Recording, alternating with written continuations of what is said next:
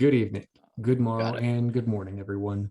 My name is Mikhail Moonstrong, and for the first time ever, we have the largest, the biggest, most gargantuan sword wielder of the Masonic warrior community here. We have Widow's Miho. Holy hell, Widow, what are you doing here? How did you stumble into this place? I've been anxiously waiting for the invite and a little bit concerned. I was like, everyone else is getting interviews. Why haven't I gotten asked yet? So I just patiently been waiting, and here we are. So as we start this, for those who are unfamiliar, Widow's Miho and Widow's Miho 2, or Tyler Hall as he's known to those mortals and muggles, is not only remarkably skilled with the tattoo gun, but with the Bible, with scripture, and with education, with logical thoughts. Every day he regularly spends time not only correcting Masonic misinformation, entertaining those brethren who have followed him, but being deliberately engaged with helping those people who have questions, those seeking and searching souls to figure out, what exactly is the fraternity? And so when we start with that, that's a big favorite question here. Let's talk about you. Brother Tyler, what does the fraternity mean to you?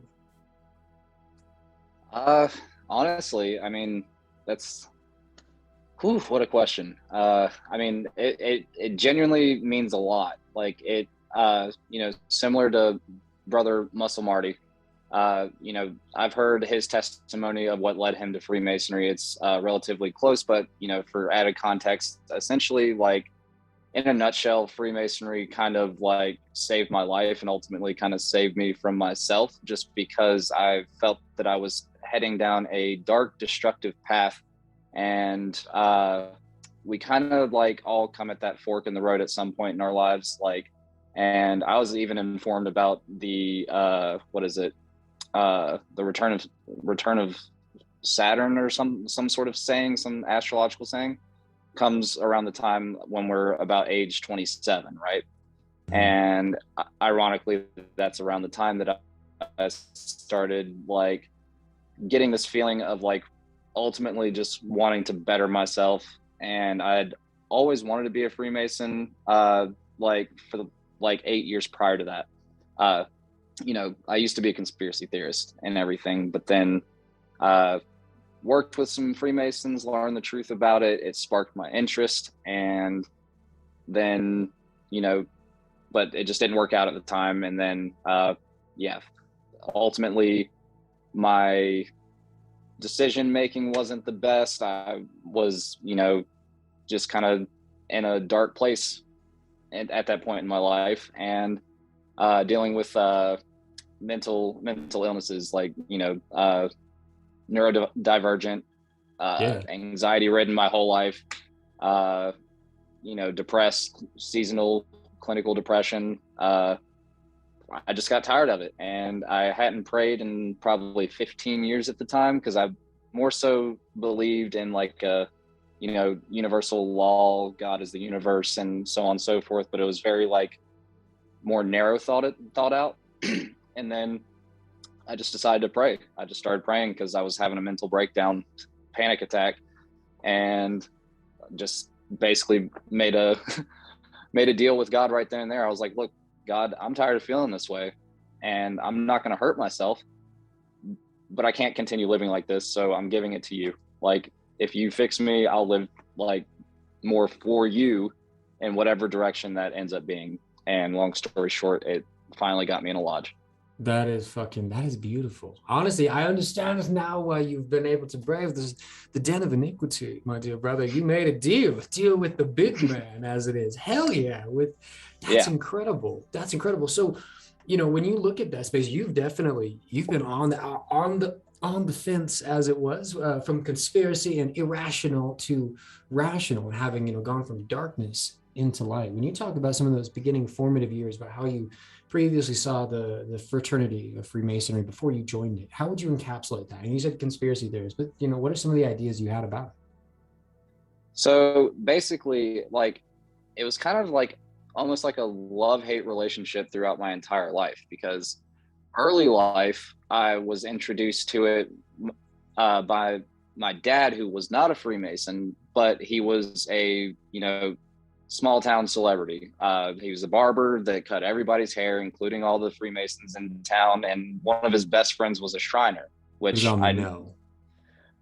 yeah, yes. And he even planned to petition, but unfortunately he passed away when I was 14 back in '05. He never got the chance to petition. So that was also another step that I felt like I could have, maybe completed for him in his honor.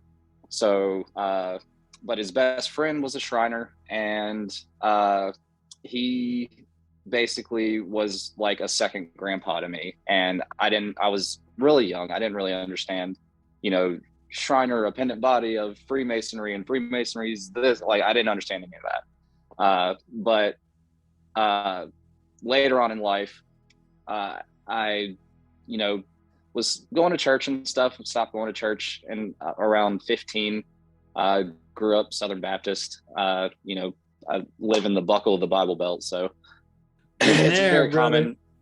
Yeah. It's very like, it was second nature growing up. And don't question anything. It's just what you do. But being in that setting, I was also just always a critical thinker, and that's what kind of pushed me out of church. I didn't exactly question my faith just yet, but it opened up the doors of conspiracy, and the free thought really and like fascinated me, because I always kind of had these intuitions that didn't align with the church, doctrine, I should say. And so yeah, diving into the conspiracies, it was like, oh yeah, the Freemasons, it was a lot more mundane back then, the conspiracies were. It was more so just like, oh yeah, it's just a bunch of rich old guys that's trying to rule the world, and rumors of Satan worship, but we don't know. A little more Rockefeller, blue collar, than this whole like, no, they're the elite alien lizard people who who eat babies at meetings and do all this weird stuff. It's like, how did we go from like reasonable conspiracy questions to just full blown like nutcases? Well, really, that's an interesting one, because you look at it like that, and you're right. We take a huge like into the insane levels of just accepted, expounded theory. At a point in time, if you said like, no, I think that person's a lizard, your ass was thrown into an insane asylum. Like, that was what? You didn't get to just say that. Like, no, that represents. And ironically, I was one of those people. I was one of those people that was like, yeah, lizard people totally run the government. And then I started to think to myself, I was like, once I got to where I'm like locating where the draconian bloodline and the Pleiadians originate from and all this other stuff, and that they've infiltrated, and that some of us are like, Zeta Reticuli originated from like whatever, and they're taking the shape of humans. And once it got to that point, that's when I told myself, I was like, okay, you're either extremely wrong and just driving yourself crazy, or like it's just simply not that deep. Like, maybe there's something going on clearly, but I don't, logic kind of starts to set in with any type of critical thinking. Yeah. And that's when I got to the point where I was like, this might be a little too far for me. So, I mean, honestly, that's because you threw off several like trigger keywords in there that I'm like, oh shit, all right. I mean, I think our general audience is going to know some of those, especially. And I'm like, all right, well, I have a very interesting, curious approach now. So when you start your research, this process of critical thought, where did you begin with it? And then as you came into the fraternity and Freemasonry, how did that process of critical thought change or alter? So it changed once I shifted the perspective at that point, where basically I was like, okay, like I am taking this too far. So I calmed down on the conspiracy theories, because it was adding to my depression. It was adding to my anxiety. So I was just like, I'm just going to take a break from all this. So that was like early research in like my late teens. Once I finally broke free of like the dogmatist mindset of just like, this is what you have to believe, of, hey, like there's a whole lot of information in the world in the gray area. So I went in the gray area, and but then just ultimately kind of just, figured, Freemasons are just whatever. They're friends with the Illuminati. What am I going to be able do about it. But like I mentioned earlier, I worked with some Freemasons, and they, again, I'm in the buckle, the Bible Belt, and these individuals were just average Joes, Southern good old boys, like you said, blue collar, and I was just like, there is no way that these guys are trying to take over the world. Critical thinking kicks in, so I'm just like, what do y'all do? What's this all about? Y'all worshiping Satan? Y'all in there worshiping the devil? And like obviously making jokes. And but then we actually started to have like real conversations, and he explained the philanthropy side of it, and the not so much on the esoteric side because he wasn't necessarily into that. That kind of came with like my own personal research of just going down rabbit holes and whatnot. But the main thing that got me intrigued was all the charity work and the community involvement. And that's when I really was like, well, this makes sense because it's coming from him, and I know him and I know how great of a person he is. And then there was Regulars that was part of the same lodge. And yeah, that was kind of the shift as far as the critical thinking side of what I thought about Freemasons. And I was like, well, now I need to go do research. If this is something I want to do, then I'm going to debunk the things that are debunkable. And pretty much from that point on until I joined the lodge, you know, in and out, on and off, I did most of my debunking before I became a Freemason. So that way I like knew going into it that I was making a right decision. And then pretty much came into like my decision from that point. Really like when you look at this space, the effectively the simplest way that you rectified all of the crazy which comes to the hypercritical thought was by sitting and meeting with the Mason. You can spend so much time on the internet, but in general, like you sat down, you had these questions, and suddenly that logic kicked in, that space kicked in, and you were able to very quickly come to a space of decision. So what was it like to ask for your petition when you got your petition for the first time? What did that feel like for you? So my first time was extremely discouraging, and it's not that I even got my hands on a petition yet. Long story short, me and the old shop owner that I worked for at the time, he found out about it around the same time that I did, except he's a narcissistic sociopath who also like made it clear in previous conversations that, you know, like I was honest about my faith at the time. I labeled myself an atheist because I didn't actually know what that word meant to me at the time. I still believed what I believed. I still believed in the universe, universal law, whatever. But I was honest about that. Yeah. Shop owner was not. And me and him used to butt heads a lot. And so he lied about his faith in order to get in, because in his mind, kind of a prerequisite to segue into a separate conversation. His ultimate goal like ever was to like try and like start a cult or have like a cult following. And then he thought that he could basically join Freemasonry for personal gain in a way of like his image of thinking that Freemasonry is like some sort of what the conspiracies talk about. So I knew right then and there, he didn't belong there.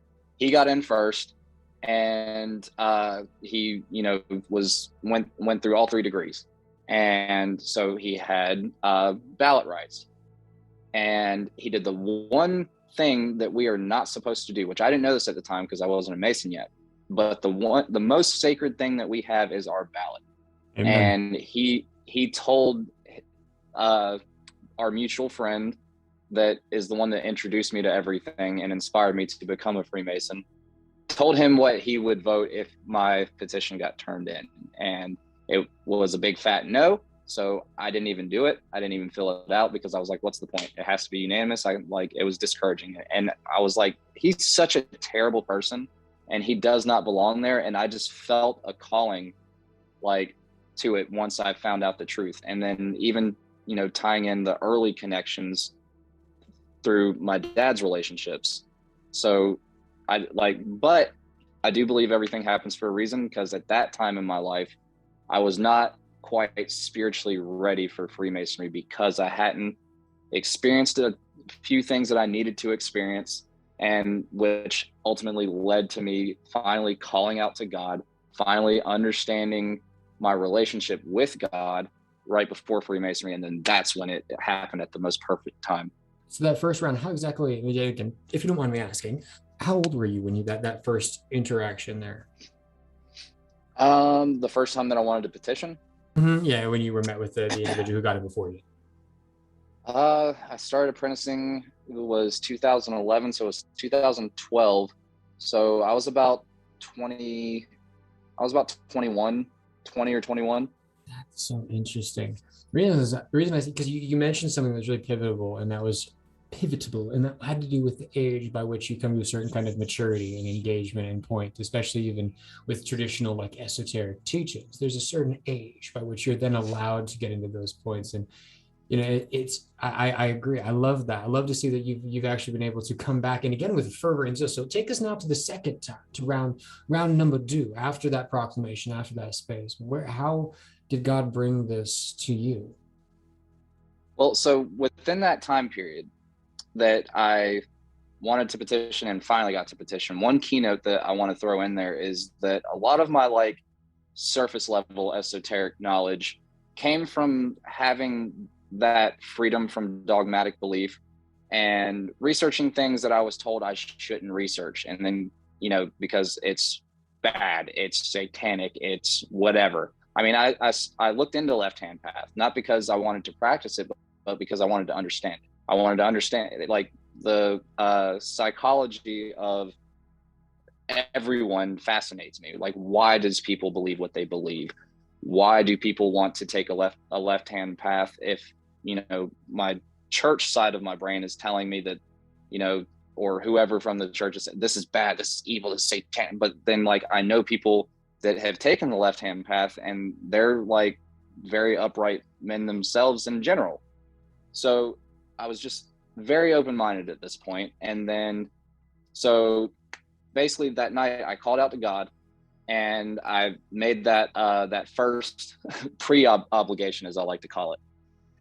And it wasn't like an on and off switch. God wasn't just like, oh, yep, mental illness, it's gone, you're good. Just make sure you follow your vow. It was just something that like my way of thinking just kind of like shifted, and I pretty much just logically started thinking of ways how to cope, like not fix, but cope with what I deal with. So I use the logic of like a compulsive liar, or someone who like lies so much to the point that they eventually believe their story. I took that, flipped it, and literally told myself every day in the mirror, like before going to work, and start my day off with like basically affirmations. I'd be like, you're awesome, I love you, you're handsome, you're this, you're that, I love you, I love you, I love you. And eventually it was silly at the time in hindsight, but then it started to work. I started to actually like love myself again. And so by doing that, especially after like calling out to God and having that rekindled relationship, I used to be anti-pharmaceutical, anti-doctor. All the doctors are out to get us, all the medicine's out to kill us, and blah, blah, blah. Well, something shifted in my perspective as well to say, maybe you should go to the doctor, because, not all medicine is good for you, but some people do need that little bit of a crutch to function properly. And Absolutely. I wasn't functioning properly. So I got myself in the doctor. I found out that I was diagnosed with super, super late ADHD, something that it answered a question that I had about myself my entire life that I could never answer. And it was just like warm water over my entire body. And then, yeah, exactly. And then even found something that helped with the anxiety. And so now I could think clearly. And then a buddy of mine who was a really good friend. We've been best friends for a while. He comes in to get tattooed by me. It's the first time we actually like seen each other in probably about 3 years at this point. And the tattoo, you know, we're catching up, shooting the shit, and then he tells me what he wants to get done. It just so happens to be the working tools and the word traveling man. And No shit. I immediately knew what it was because of, you know, previous research. And I was like, he didn't say like what it was for or anything, because he was not necessarily trying to be discreet. He's just more of he's always been a discreet person. Right. So like, and we're best friends. We like pick on each other. So he didn't say what they were, but I just looked at him. I was like, when did you become a Freemason? And he was like, how'd you know what that was? I was like, dude, I like wanted to petition way back in the day. And yeah. And then, so from that point on, that's fucking spooky. That's cool. Yeah. I felt that was the path that God wanted me to go on, because again, it, you know, consciousness is similar to God. You can't, it's an intangible form of something we all know exists, but we can't take it out in tangible form and prove it exists. So I have a thing. That's when I realized that God was inside of all of us. And so my thought process changing wasn't necessarily my thought, that it was God guiding me. And that's what led me to that point, because now, like I said before, I wasn't spiritually ready, but then I made that pact with God, and then it led me into fixing to be able to think clearly at the doctor, and then was like, here you go, here's Freemasonry. Now you're ready for Freemasonry. That is fucking incredible. I when I hear that story, I'm testified. One, I love how, you know, especially the way God works in so many spaces, by setting an example and then by allowing that example to be seen, right? You know, from a firsthand perspective and a third person perspective at times. You know, you made a pact, and then when you consider within the fraternity, this idea and an obligation has power. It's almost like J.R.R. Tolkien level, like the power of an oath. Kind of, I mean, it's so momentous, and the change that you experienced, you know, one at the hands of God, the thought and the power and the motive, the guidance, but it was your feet, your steps, which walked you into those places, and how the fraternity was one of them, you know, and through a friend, you know, follow your conductor and fear no danger, and the fact that it was a friend who arrived, and he ended up becoming my coach. No shit. Yeah. See that right there. Okay, so now let's run into present day.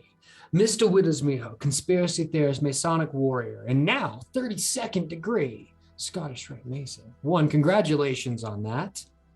Thank you. Yeah, it was literally just happened over this past weekend. What are your biggest takeaways from that?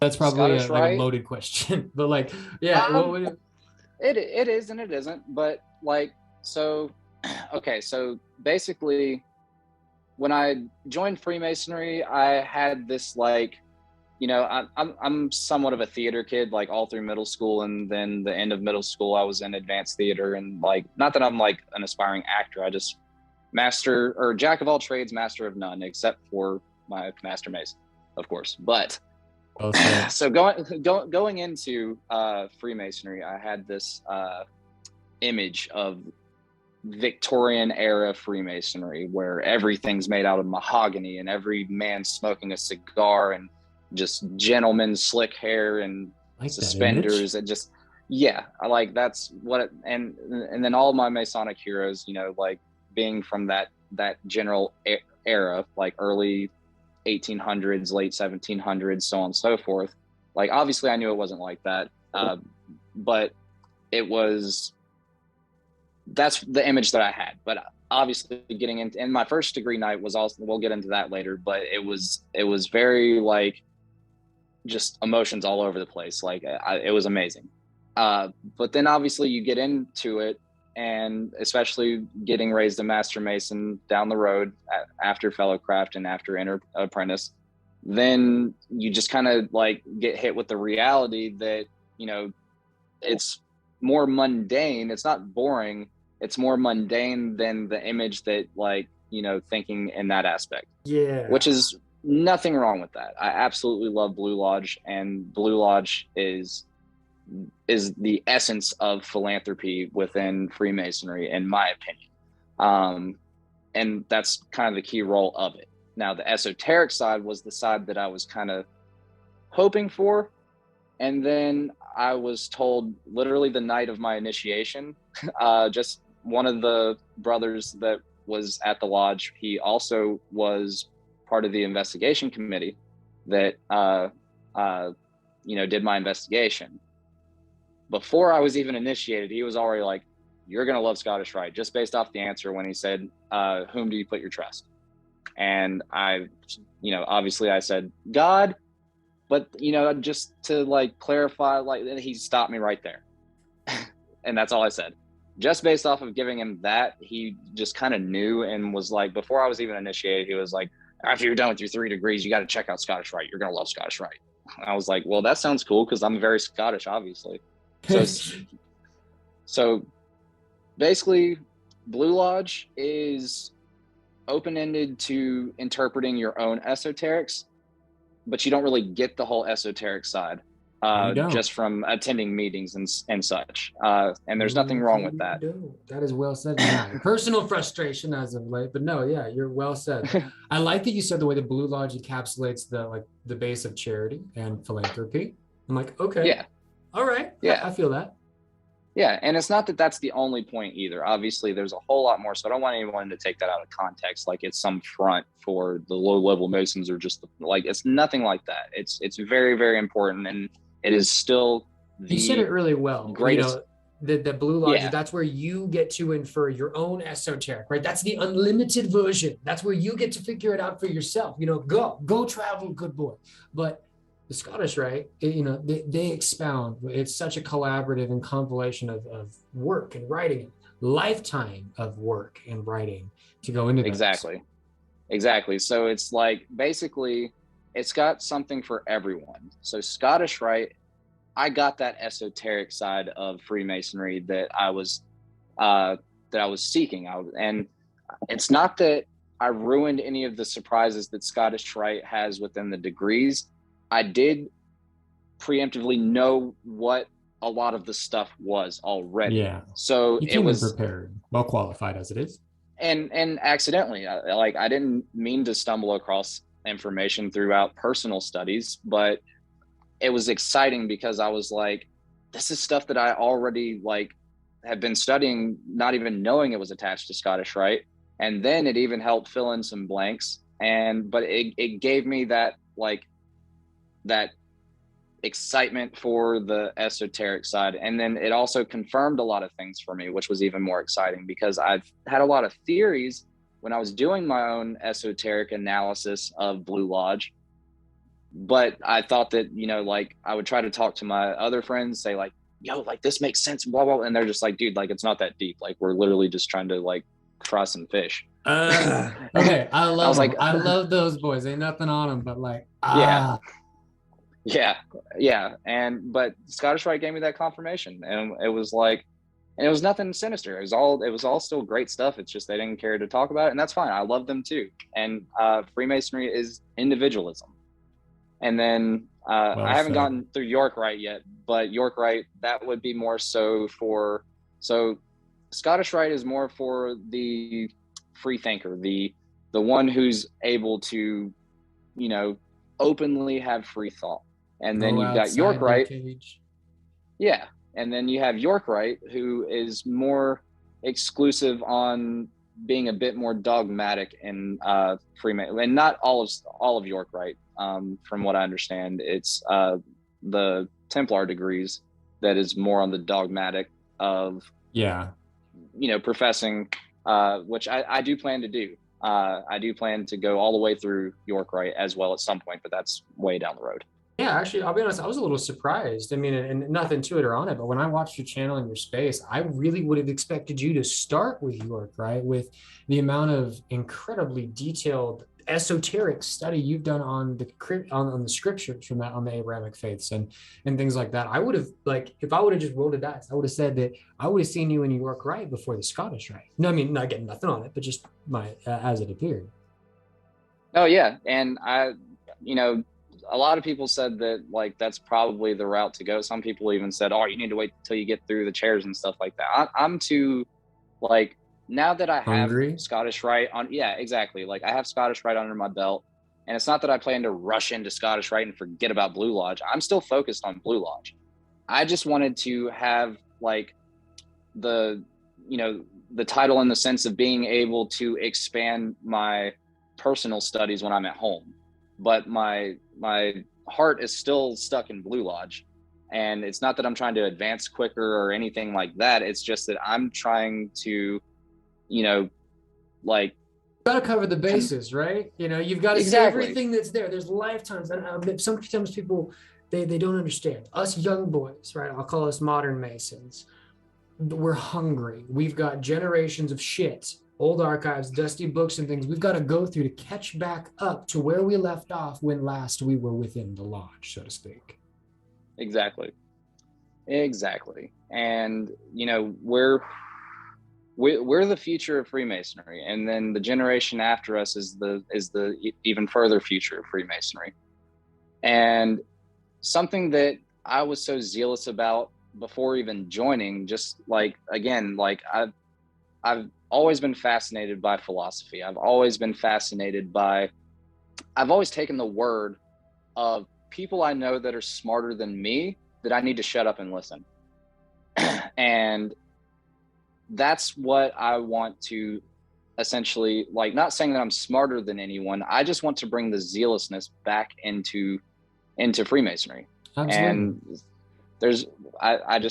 and that's also what inspired the TikTok, was that, you know, like in my mind after joining the lodge, I was like, this is definitely more mundane than the theatrical version I had made up in my Victorian head. We need the disco lights and the goat, he said. Exactly. So I was like, what better way to do this than to start making TikTok content? And before I was reserved, because I was saying, am I allowed to do that? Like, what can I say? What can I not say? Like, but ultimately I just took the advice of one of my personal, you know, brothers at my lodge that I look up to. I took his advice.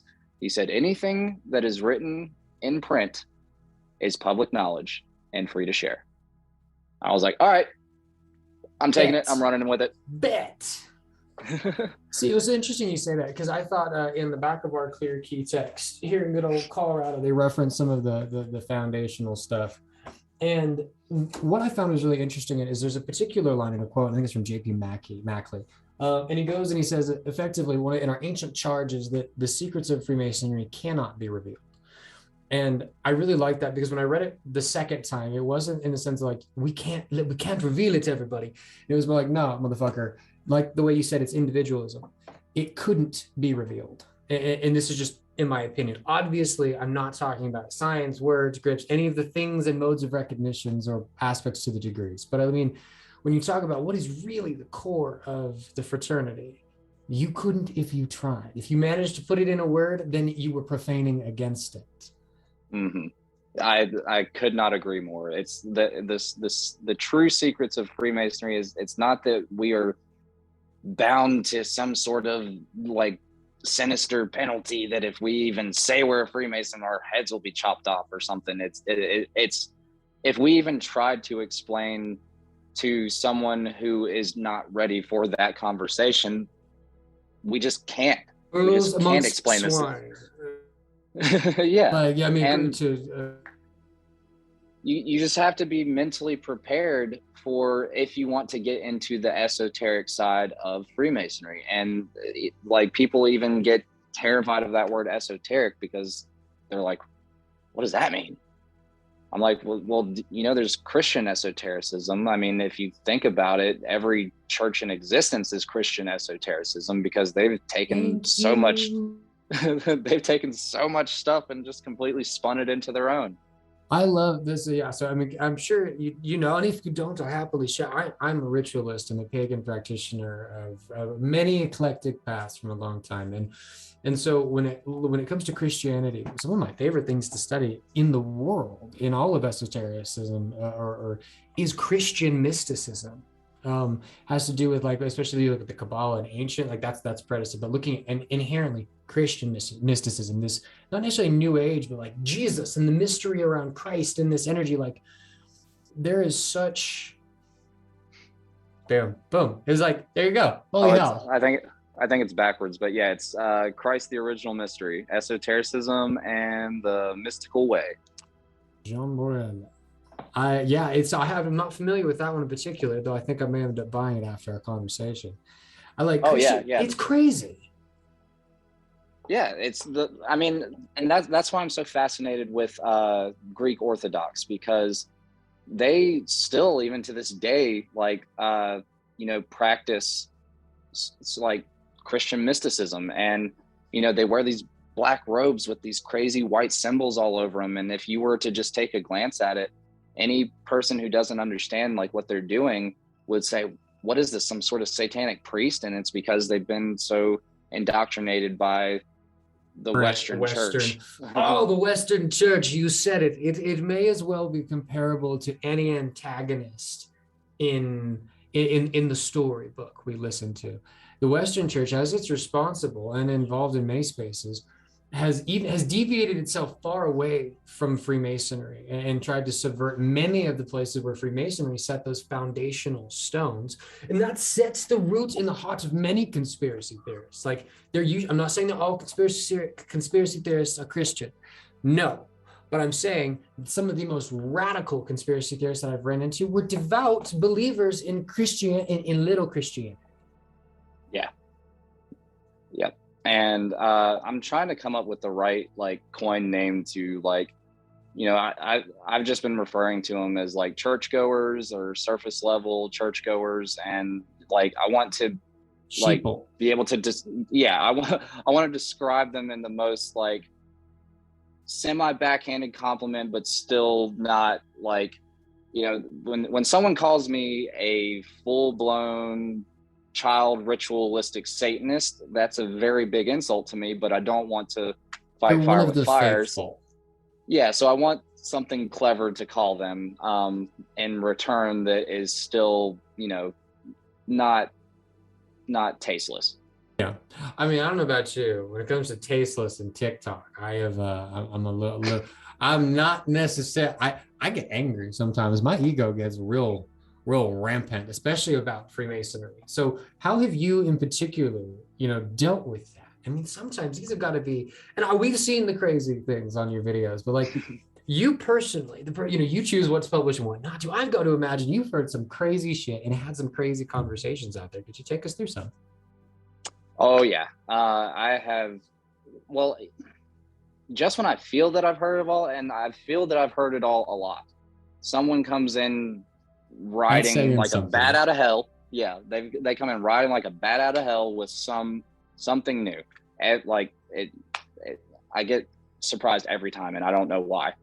You'd think I'd be used to it by now, but ultimately, for the generic arrows getting tossed at us, it's almost boring to hear at this point, because they just sound like a bunch of NPC parrots.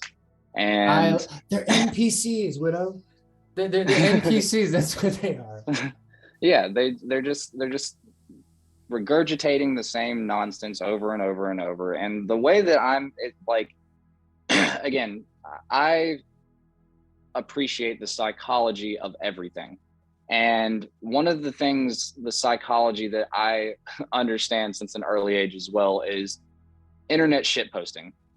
I am before Widows Miho, the Freemason TikToker, or brother Michael Hall, Tyler Hall.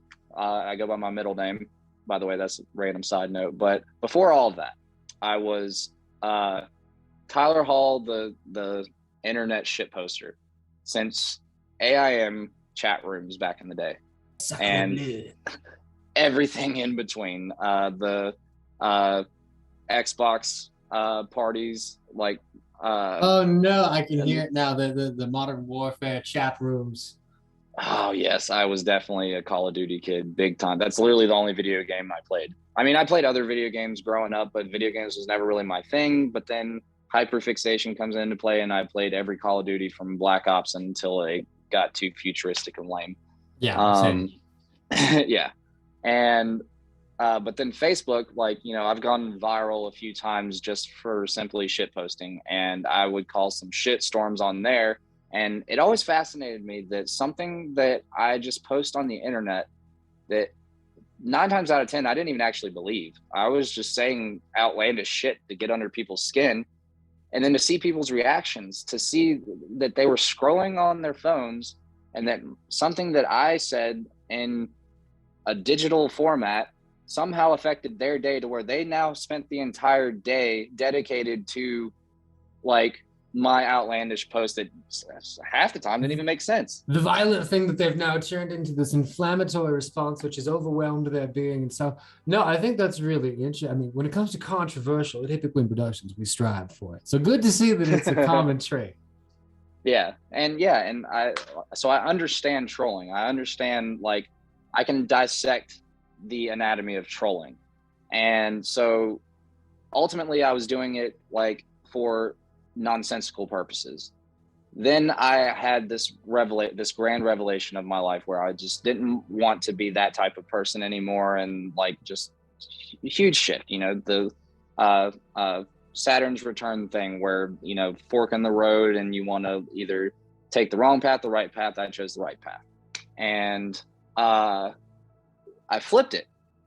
Instead of being an internet bully, I decided to bully the internet bullies, which is the same thing that I always did in real life. Internet and real life is two very different things for me. The internet was where I got to release my inner ego. And then good way to word it. My real life was where I would be more like of my good side, you know? Like, that's like, I would, that outward self that's expressed. Exactly. The humanized version of myself. And so I decided to shift that into my online persona, if you will. And I started to bully the bullies, troll the trolls. And so they would think that they would come and troll me, but then I would somehow reverse it into trolling them, and then blah, blah, blah. One thing leads to another. So that when I'm getting all these horrible comments thrown at me and like all this others, it's like they think that they're coming to troll me, but really I'm just posting the bait to get them to troll me, so that way I can in turn troll them. I know what they're gonna say before I even post it. The troll. I was born in it, molded by it. I hadn't seen the light until I was already a man. Oh my God, I love it. I love it. Well, you've taken, you know, the similar aspects, right? The fraternity, like I'm a witch, young pagan practitioner version of me was a shithead. I would curse, hex, vex, send anything I could. I would get in your dreams. You know, if I could do it to be the shit, I would, outwardly, inwardly, anywhere. And then I get into Freemasonry, and then suddenly all of the good aspects of myself are being reinforced by the people around me and by the teachings. I'm like, oh shit. Well, I've got a lot I got to do, and I can't do any of it if I keep thinking like that. So I'm here now, and it changes you. It gets inside of you. It's infectious almost. Yeah. And it's like, it's literally the best change that anyone could experience. If they go into the degrees, take it seriously, pay attention to what's happening, it will ultimately like have that positive impact on your life. And like you said, listen to those teachings, going out and being a better version, like knowing that how you are with certain people that you cross in your life, whether it be your family, whether it be the cashier at a fast food restaurant, like the way that you engage with these people, you're affecting their day, which brings me back to the trolling aspect. And like, so I realized that if someone is having a bad day and they mess up my order, and then I go around and I could either cuss them out and be like, you fucked up my order, or I could be more understanding and be like, you know what, like, I'll be able to eat again. I'm not starving. This person's just probably having an off day, and I don't want to make it worse. And then you could still just like the simple act of just saying, thank you, I hope you have a great day, can change a person's mood instantly. And that's the type of like charity that, like, charity doesn't just mean monetary. It means just helping. in general, helping your neighbor. And that's what Freemasonry has taught me, is it's more than just donating money to a good cause, because life isn't all about money. Life is about encouraging others and uplifting others. And that's the old me, where I used to try to bring people down to my level whenever I was depressed and I was mad at the world. I'm not mad at the world anymore. I want to lift the world up. Brother, I love that, and I love to hear that. And I'll be honest, it's an incredible transition and segue as we reach the conclusion and the end of what will only be the first of, I'm certain, many episodes to come. Brother, thank you so much for your time today. Before we go, as we take off, one, I want to highlight, if you have any questions about Freemasonry, conspiracy, wild or close, go fucking check out Widows Miho, at Widows Miho 2 over on TikTok. Holy hell. 9 times out of 10, that happened even to me this morning. Somebody sent me a message, crazy ass question. First one ever. Instinctually, brother, I was just like, I messaged like, yo, have you seen Widow Miho's channel? Like, you are the number one Masonic TikTok warrior. And I hope you know the entire fraternity benefits from that. 20 years from now, you will do more, have done more than you will be what people aspire to. And I hope you know in many spaces you set that aspiration for us. So thank you for your time and your dedication to the fraternity, brother. It's well seen. Well, thank you. And again, like, not that is even the intentions, the goal is to just, if we're going to make good men better, then it's made me better. It worked. So I just feel that that's what I owe back into it, is to, it made me a better person. So I ultimately want to just shine that light, make a good fraternity into a better fraternity, and just pay it forward. That's what I'm all about. So, and again, thank you so much for saying all that stuff. I greatly appreciate it. I want you to know it's merely an echo, one that I can happily say, but I am only resounding for many. Whether you are a bright light, thank you for your time. Be well and be blessed. Until next time. Absolutely. Definitely going to be a episode 2.